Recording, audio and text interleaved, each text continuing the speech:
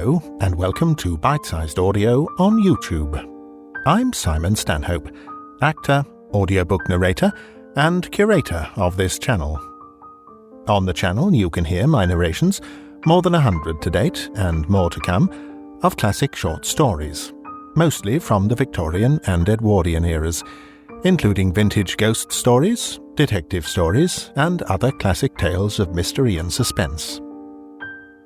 To accompany the narrations, I've put a short profile of the authors in the video description, as well as some general background notes on the stories for those who'd like to know more.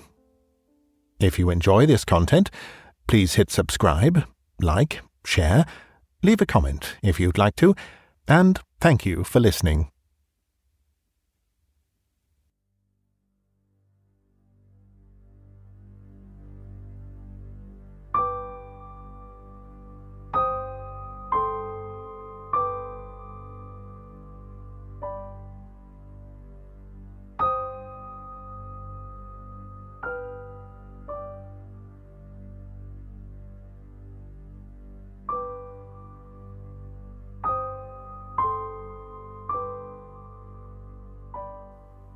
The Room in the Tower by E.F. Benson. It is probable that everybody who is at all a constant dreamer has had at least one experience of an event, or a sequence of circumstances which have come to his mind in sleep, being subsequently realized in the material world. But, in my opinion, so far from this being a strange thing, it would be far odder if this fulfillment did not occasionally happen, since our dreams are, as a rule, concerned with people whom we know, and places with which we are familiar, such as might very naturally occur in the awake and daylit world. True, these dreams are often broken into by some absurd and fantastic incident, which puts them out of court in regard to their subsequent fulfillment. But, on the mere calculation of chances, it does not appear in the least unlikely that a dream, imagined by anyone who dreams constantly, should occasionally come true. Not long ago, for instance, I experienced such a fulfillment of a dream, which seems to me in no way remarkable, and to have no kind of psychical significance.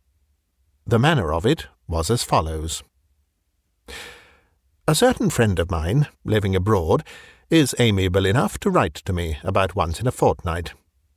Thus, when 14 days or thereabouts have elapsed since I last heard from him, my mind, probably either consciously or subconsciously, is expectant of a letter from him.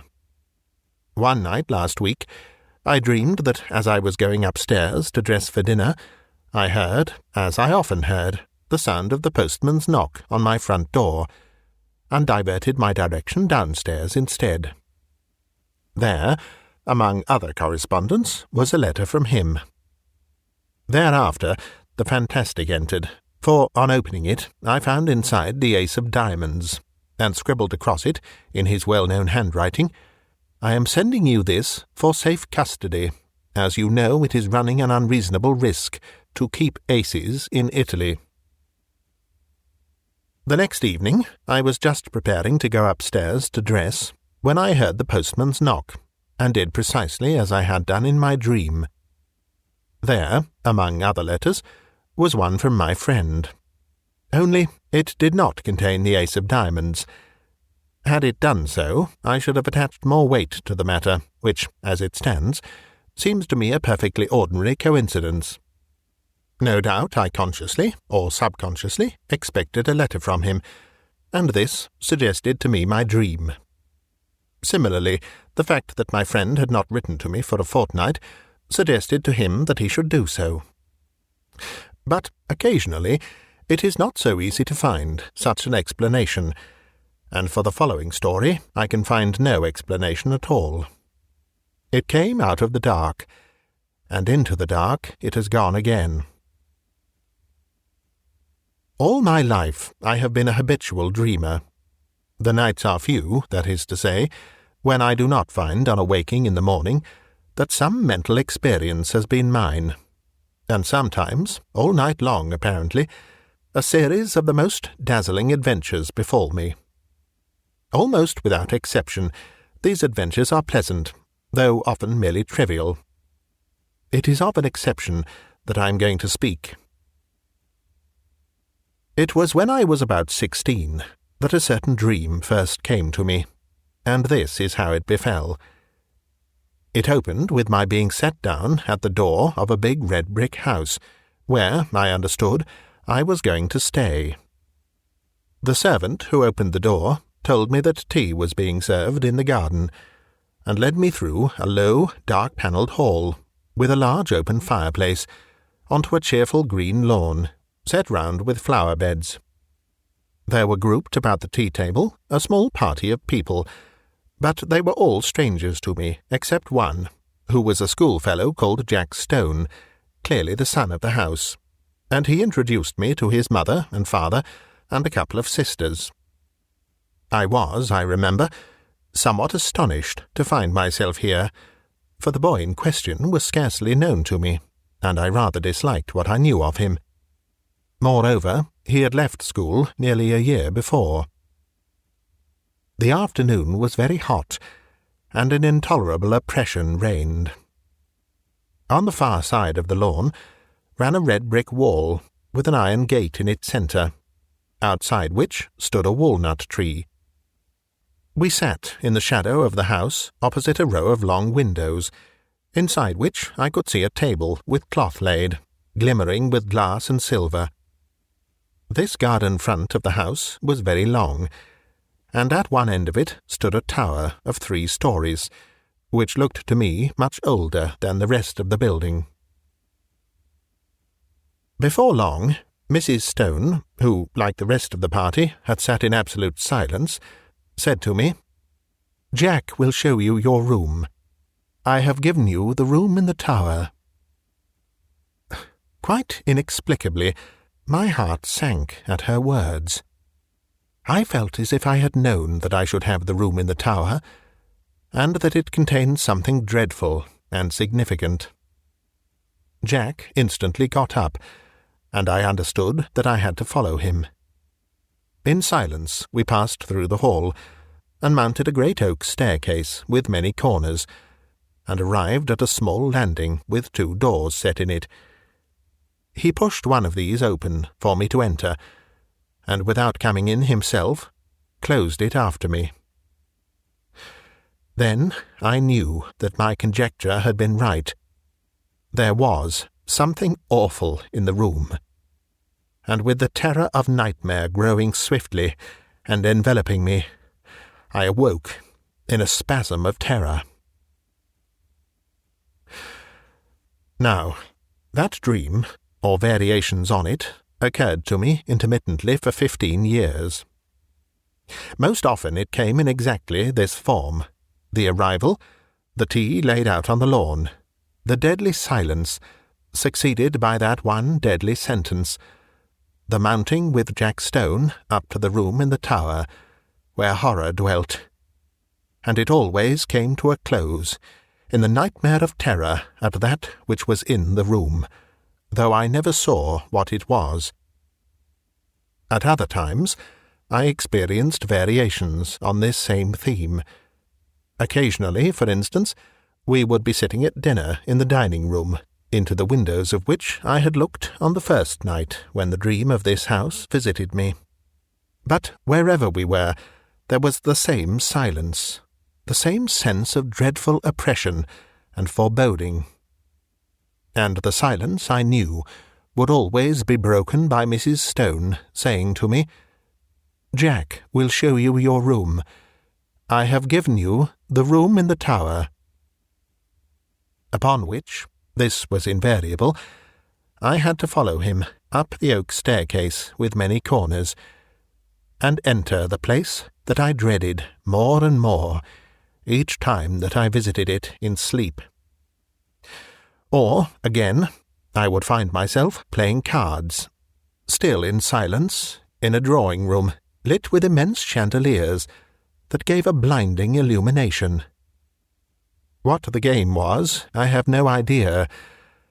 What I remember, with a sense of miserable anticipation, was that soon Mrs. Stone would get up and say to me, "Jack will show you your room. I have given you the room in the tower." This drawing-room where we played cards was next to the dining-room, and, as I have said, was always brilliantly illuminated, whereas the rest of the house was full of dusk and shadows. And yet how often, in spite of those bouquets of lights, have I not pored over the cards that were dealt me, scarcely able for some reason to see them. Their designs, too, were strange. There were no red suits, but all were black, and among them there were certain cards which were black all over. I hated and dreaded those. As this dream continued to recur, I got to know the greater part of the house. There was a smoking-room beyond the drawing-room, at the end of a passage with a green baize door. It was always very dark there, and as often as I went there, I passed somebody whom I could not see, in the doorway coming out. Curious developments, too, took place in the characters that peopled the dream, as might happen to living persons. Mrs. Stone, for instance, who, when I first saw her, had been black-haired, became grey, and instead of rising briskly, as she had done at first, when she said, "Jack will show you your room. I have given you the room in the tower," got up very feebly, as if the strength was leaving her limbs. Jack also grew up, and became a rather ill-looking young man, with a brown moustache, while one of the sisters ceased to appear, and I understood she was married. Then it so happened that I was not visited by this dream for 6 months or more, and I began to hope, in such inexplicable dread did I hold it, that it had passed away for good. But one night, after this interval, I again found myself being shown out onto the lawn for tea, and Mrs. Stone was not there, while the others were all dressed in black. At once I guessed the reason, and my heart leaped at the thought that perhaps this time I should not have to sleep in the room in the tower. And though we usually all sat in silence, on this occasion the sense of relief made me talk and laugh, as I had never yet done. But even then, matters were not altogether comfortable, for no one else spoke, but they all looked secretly at each other. And soon the foolish stream of my talk ran dry, and gradually an apprehension, worse than anything I had previously known, gained on me, as the light slowly faded. Suddenly, a voice which I knew well broke the stillness, the voice of Mrs. Stone, saying, "Jack will show you your room. I have given you the room in the tower." It seemed to come from near the gate in the red brick wall that bounded the lawn, and, looking up, I saw that the grass outside was sown thick with gravestones. A curious greyish light shone from them, and I could read the lettering on the grave nearest me, and it was, "In evil memory of Julia Stone." And, as usual, Jack got up, and again I followed him through the hall, and up the staircase with many corners. On this occasion it was darker than usual, and when I passed into the room in the tower, I could only just see the furniture, the position of which was already familiar to me. Also, there was a dreadful odour of decay in the room, and I woke, screaming. This dream, with such variations and developments as I have mentioned, went on at intervals for 15 years. Sometimes I would dream it 2 or 3 nights in succession. Once, as I have said, there was an intermission of 6 months. But taking a reasonable average, I should say that I dreamed it quite as often as once in a month. It had, as is plain, something of nightmare about it, since it always ended in the same appalling terror, which, so far from getting less, seemed to me to gather fresh fear every time that I experienced it. There was, too, a strange and dreadful consistency about it. The characters in it, as I have mentioned, got regularly older. Death and marriage visited this silent family, and I never, in the dream, after Mrs. Stone had died, set eyes on her again. But it was always her voice that told me that the room in the tower was prepared for me, and whether we had tea out on the lawn, or the scene was laid in one of the rooms overlooking it, I could always see her gravestone, standing just outside the iron gate. It was the same, too, with the married daughter. Usually she was not present, but once or twice she returned again, in company with a man whom I took to be her husband. He, too, like the rest of them, was always silent. But, owing to the constant repetition of the dream, I had ceased to attach, in my waking hours, any significance to it. I never met Jack Stone again during all those years, nor did I ever see a house that resembled this dark house of my dream. And then something happened. I had been in London in this year up till the end of the July, and during the first week in August went down to stay with a friend in a house he had taken for the summer months in the Ashdown Forest district of Sussex. I left London early, for John Clinton was to meet me at Forest Row Station, and we were going to spend the day golfing, and go to his house in the evening. He had his motor with him, and we set off about 5 in the afternoon, after a thoroughly delightful day, for the drive, the distance being some 10 miles. As it was still so early, we did not have tea at the clubhouse, but waited till we should get home. As we drove, the weather, which up till then had been, though hot, deliciously fresh, seemed to me to alter in quality, and become very stagnant and oppressive, and I felt that indefinable sense of ominous apprehension that I am accustomed to before thunder. John, however, did not share my views, attributing my loss of lightness to the fact that I had lost both my matches. Events proved, however, that I was right, though I do not think that the thunderstorm that broke that night was the sole cause of my depression. Our way lay through deep, high-banked lanes, and before we had gone very far I fell asleep, and was only awakened by the stopping of the motor. And with a sudden thrill, partly of fear, but chiefly of curiosity, I found myself standing in the doorway of my house of dream. We went, I half wondering whether or not I was dreaming still, through a low, oak-panelled hall, and out onto the lawn, where tea was laid in the shadow of the house. It was set in flower beds, a red brick wall with a gate in it, bounded one side, and out beyond that was a space of rough grass and a walnut tree. The facade of the house was very long, and at one end stood a 3-storied tower, markedly older than the rest.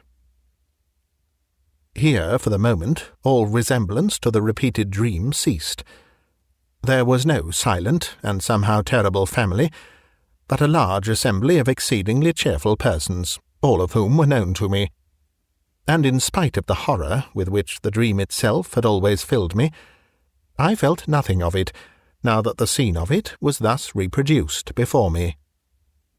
But I felt intensest curiosity as to what was going to happen. Tea pursued its cheerful course, and before long Mrs. Clinton got up. And at that moment I think I knew what she was going to say.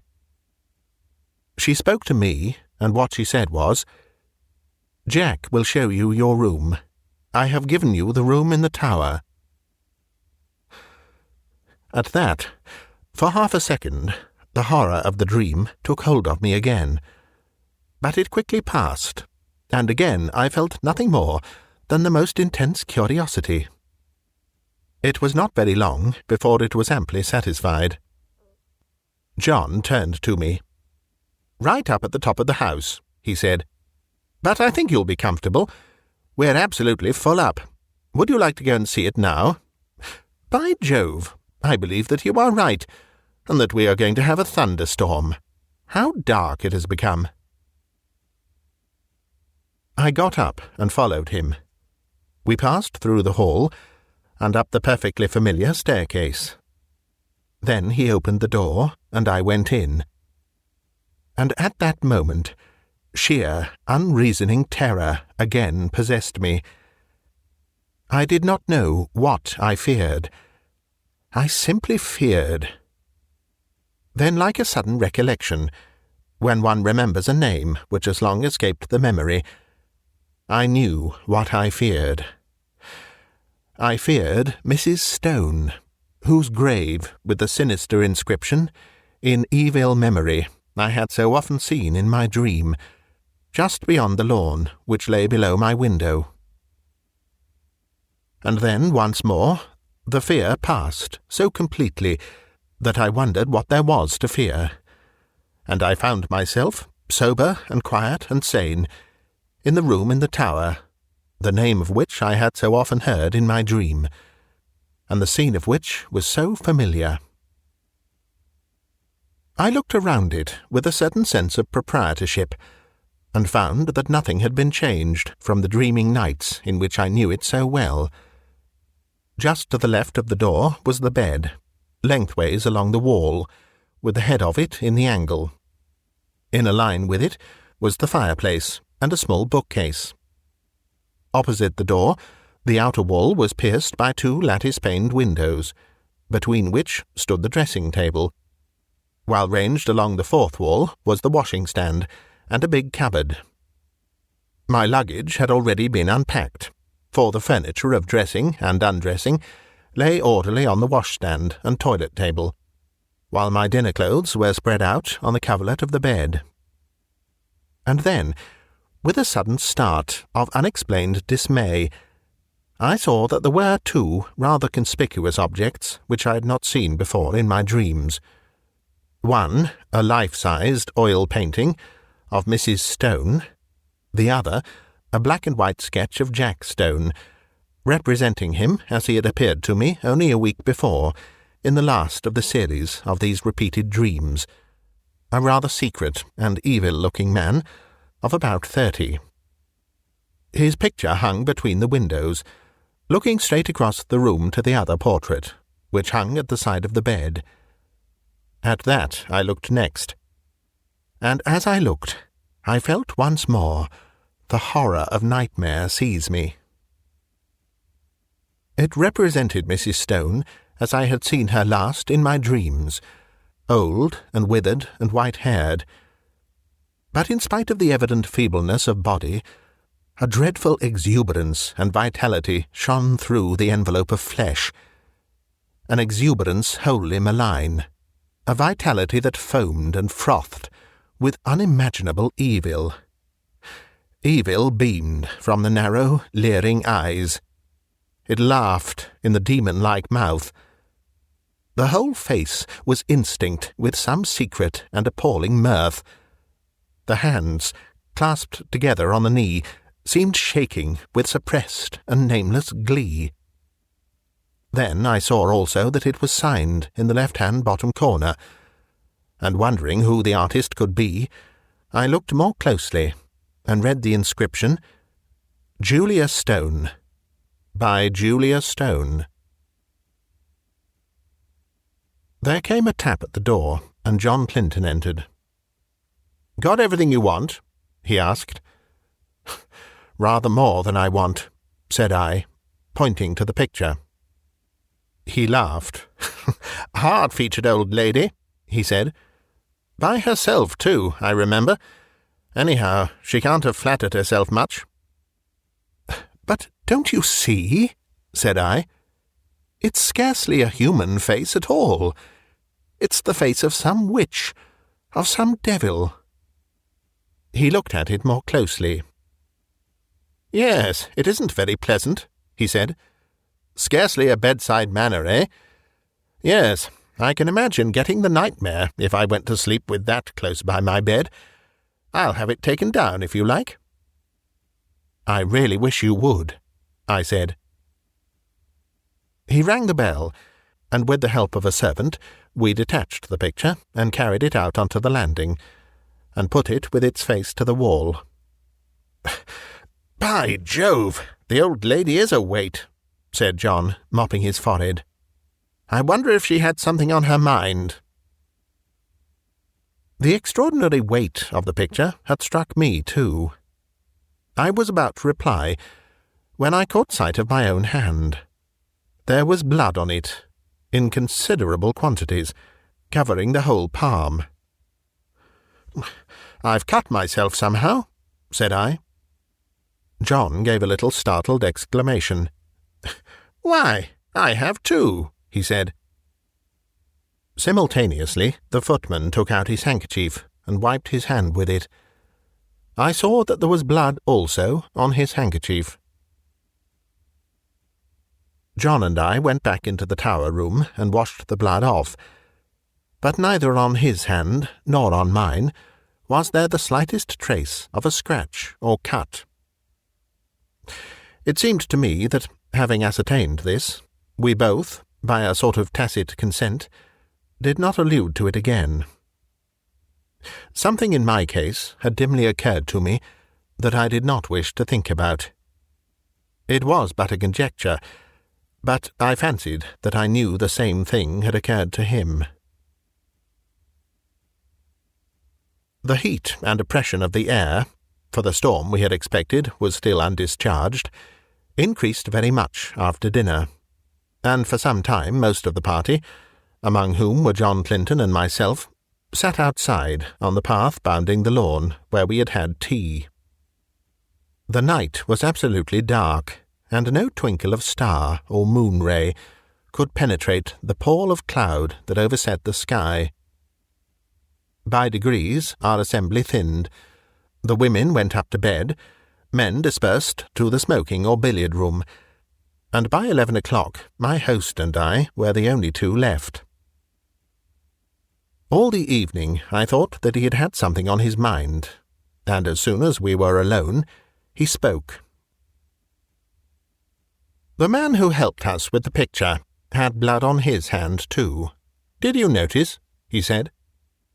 "I asked him just now if he had cut himself, and he said he supposed he had, but that he could find no mark of it. Now, where did that blood come from?" By dint of telling myself that I was not going to think about it, I had succeeded in not doing so, and I did not want, especially just at bedtime, to be reminded of it. "I don't know," said I, "and I don't really care, so long as the picture of Mrs. Stone is not by my bed." He got up. "But it's odd," he said. "Ha! Now you'll see another odd thing." A dog of his, an Irish terrier by breed, had come out of the house as we talked. The door behind us into the hall was open, and a bright oblong of light shone across the lawn to the iron gate which led on to the rough grass outside, where the walnut tree stood. I saw that the dog had all his hackles up, bristling with rage and fright. His lips were curled back from his teeth, as if he was ready to spring at something, and he was growling to himself. He took not the slightest notice of his master or me, but stiffly and tensely walked across the grass to the iron gate. There he stood for a moment, looking through the bars, and still growling. Then, of a sudden, his courage seemed to desert him. He gave one long howl, and scuttled back to the house with a curious, crouching sort of movement, "He does that 6 times a day," said John. "He sees something which he both hates and fears." I walked to the gate and looked over it. Something was moving on the grass outside, and soon a sound, which I could not instantly identify, came to my ears. Then I remembered what it was. It was the purring of a cat. I lit a match and saw the purrer, a big blue Persian, walking round and round in a little circle just outside the gate, stepping high and ecstatically, with tail carried aloft like a banner. Its eyes were bright and shining, and every now and then it put its head down and sniffed at the grass. I laughed. "The end of that mystery, I am afraid," I said. "Here's a large cat having Walpurgis night all alone." "Yes, that's Darius," said John. "He spends half the day and all night there. But that's not the end of the dog mystery, for Toby and he are the best of friends, but the beginning of the cat mystery. What's the cat doing there? And why is Darius pleased while Toby is terror-stricken?" At that moment I remembered the rather horrible detail of my dreams, when I saw through the gate, just where the cat was now, the white tombstone with the sinister inscription.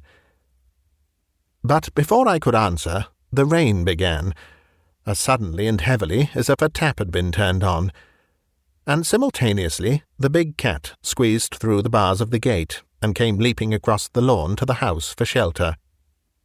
Then it sat in the doorway, looking out eagerly into the dark. It spat and struck at John with its paw as he pushed it in order to close the door. Somehow, with the portrait of Julia Stone in the passage outside, the room in the tower had absolutely no alarm for me, and as I went to bed, feeling very sleepy and heavy, I had nothing more than interest for the curious incident about our bleeding hands and the conduct of the cat and dog. The last thing I looked at before I put out my light was the square, empty space by my bed where the portrait had been.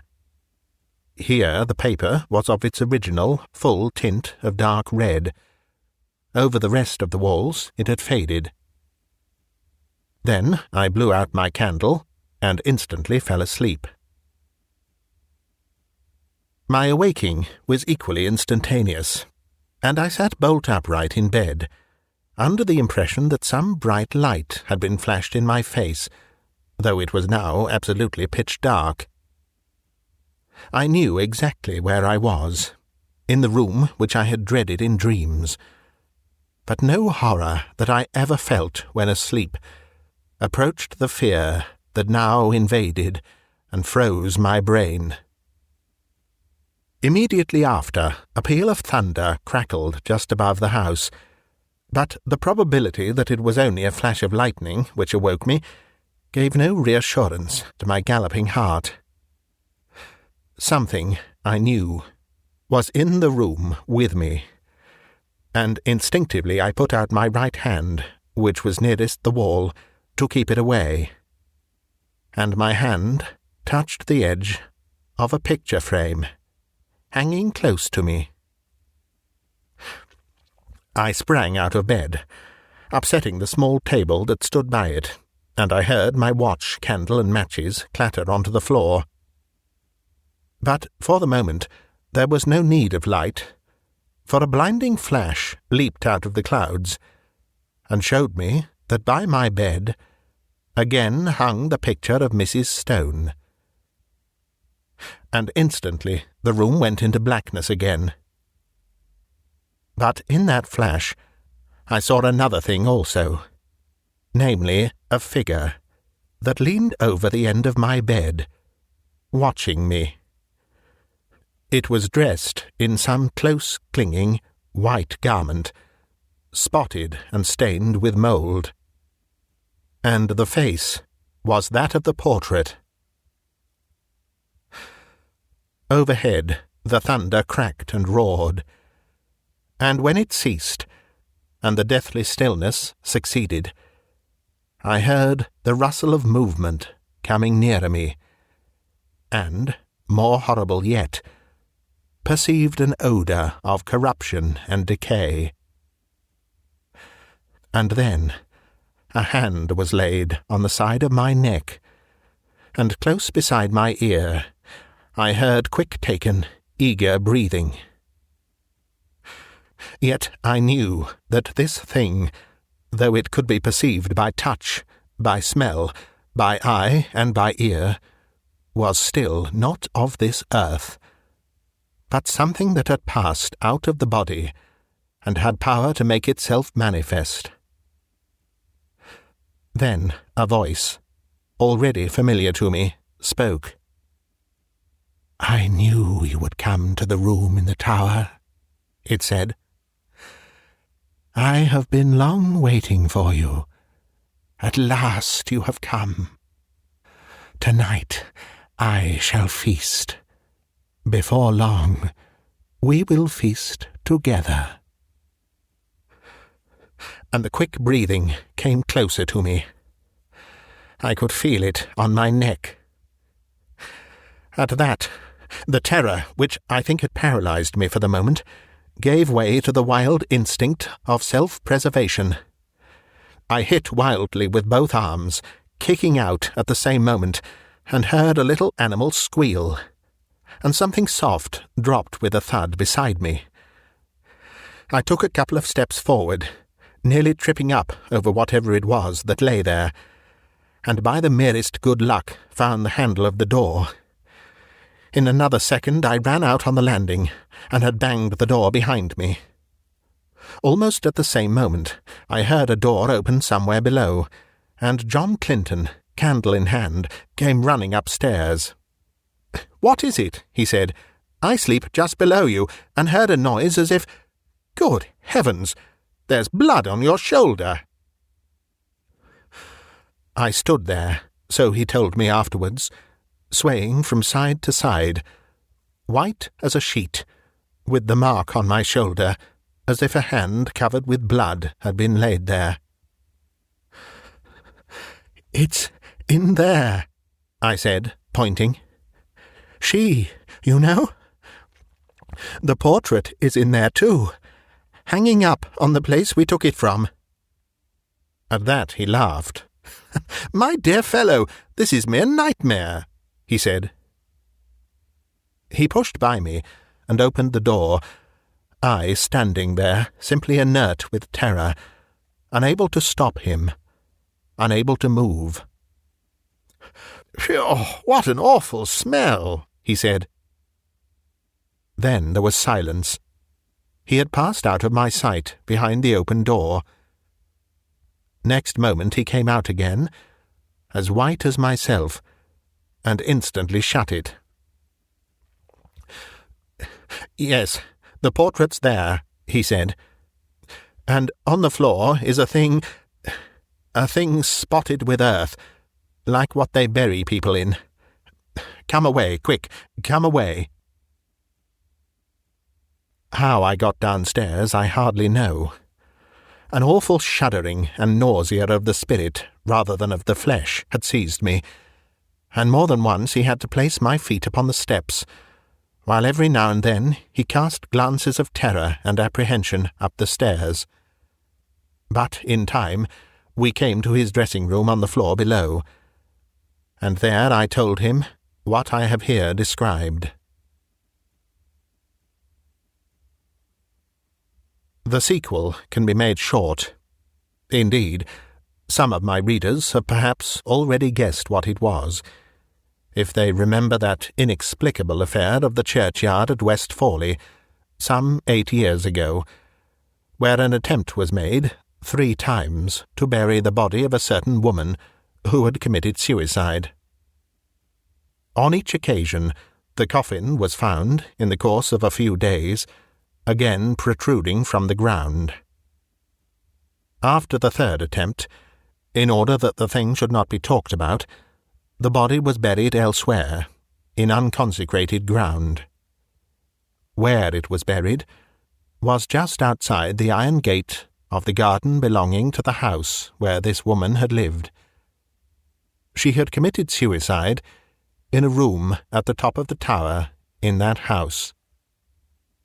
Her name was Julia Stone.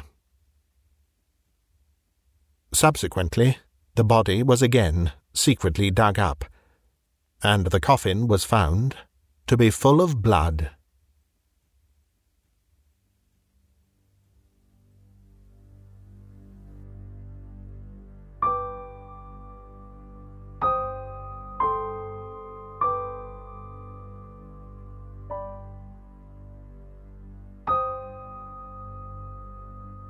You've been listening to a bite-sized audiobook read by me, Simon Stanhope. If you'd like to help me to keep producing new content, you can find links in the video description to my Patreon page, or to buy me a coffee. Another way to support me is through my Bandcamp page, bitesizedaudio.bandcamp.com, where you can hear my narrations of many more classic short stories, and you can also purchase and download them to keep. This recording is copyright Bitesized Audio 2023. Thank you for listening.